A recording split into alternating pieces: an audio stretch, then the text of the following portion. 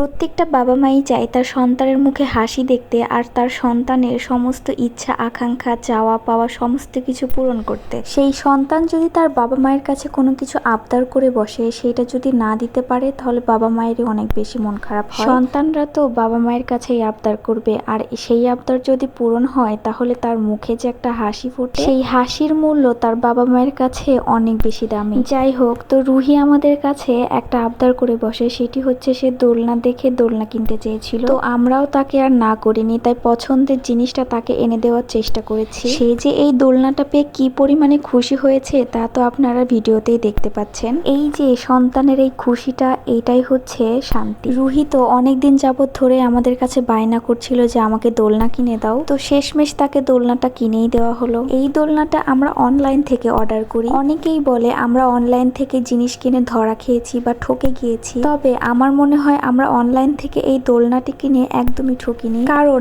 আমরা অনলাইনে যেটা দেখে অর্ডার করেছি আমরা সেম টু সেম সেইটাই পেয়েছি। আসলে ভালো কোনো পেজ থেকে অর্ডার করলে সেখানে ঠকার সম্ভাবনা খুবই কম থাকে, তাই আপনারাও চেষ্টা করবেন ভালো কোনো পেজ থেকে পণ্য অর্ডার করতে। যাই হোক, এখানে আমরা একটা সমস্যার মধ্যে পড়ে গিয়েছিলাম। সেটি হচ্ছে আমাদের দোলনা ঝোলানোর যে উপরে জিনিসটা ছিল সেটা অনেক বেশি উঁচাই ছিল, যার কারণে দোলনাটাও অনেক বেশি উঁচা হয়ে যাচ্ছিল। সেখানে তো আর রুহি উঠতে পারবে না বা ভয় করবে। যদিও দোলনাটা থেকে পড়ে যাওয়ার কোনো চান্সই নেই, কারণ দোলনাটা বানানোই হয়েছে সেইভাবে। আমরা এখানে বুঝতেই পারছিলাম না যে আসলে দোলনাটা আমরা লাগাবো কিভাবে। এদিকে আমরা দোলনাটা লাগাতেই পাচ্ছিলাম না, আর অন্যদিকে রুহি শুধু জ্বালাইতেছিল। দোলনা তো লাগানোই হয়নি, কিন্তু রুহি দোলনাতে ওঠার জন্য একদম পাগল হয়ে গিয়েছিল। তাকে তো আমরা কোনোভাবে বুঝাইতে পারছিলাম না যে দোলনা লাগানো হয়নি, তুমি এখন উঠতে পারবে না, কিন্তু দেখুন সে সবার সাথে রাগ করতেছে। শেষমেশ আমরা শিকলটা দিয়ে দোলনাটা সেট করতে না পেরে দড়ি নিয়ে এসে আমরা দোলনাটা সেট করার চেষ্টা করি। এইখানে আরো একটি সমস্যা ছিল,